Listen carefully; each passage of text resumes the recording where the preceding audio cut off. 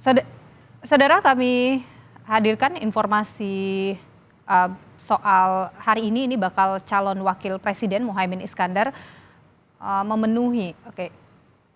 Kami hadirkan saudara informasi lainnya di Kompas Petang. Hari ini bakal calon wakil presiden Muhaimin Iskandar memenuhi panggilan KPK untuk mengusut kasus dugaan korupsi yang terjadi pada 11 tahun lalu.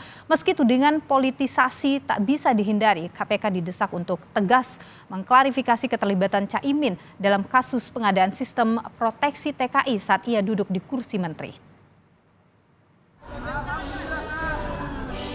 Setelah sempat tertunda bentroknya agenda, bakal cawapres Anies Baswedan Muhaimin Iskandar akhirnya memenuhi panggilan KPK. KPK memastikan kehadiran Caimin di KPK penting untuk mengisi kepingan informasi yang hilang. Oleh karena itu kehadiran dari saksi Pak Muhaimin Iskandar juga sangat penting untuk memperjelas seluruh perbuatan dari para tersangka yang sudah kami tetapkan dalam kegiatan penyidikan dimaksud.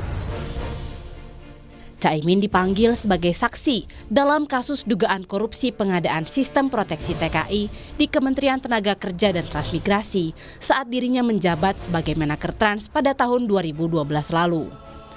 Meski demikian, partai pengusung pasangan Anies Muhaimin menuding kentalnya aroma politisasi di dalam pengusutan kasus ini.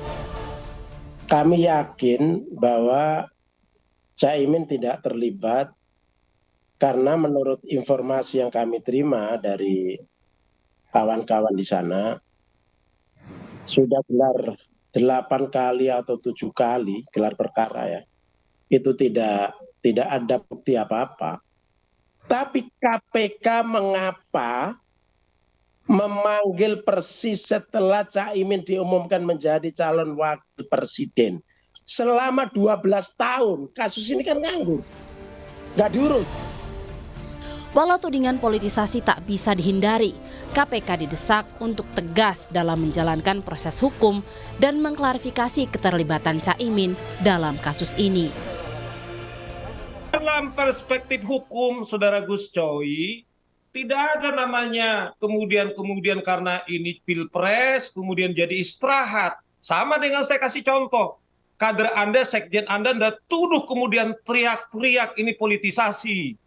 Ternyata penegak hukum bisa membuktikan. Nah, oleh karena itu saya kira firm saja KPK melakukan kerja-kerjanya dan harusnya didorong.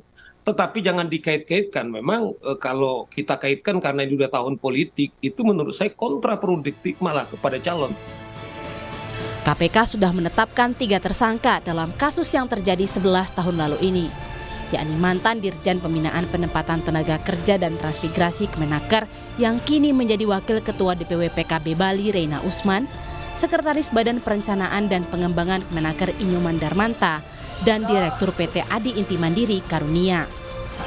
Meski demikian, KPK masih belum menahan para tersangka karena masih dalam proses pengumpulan dan memperkuat alat bukti.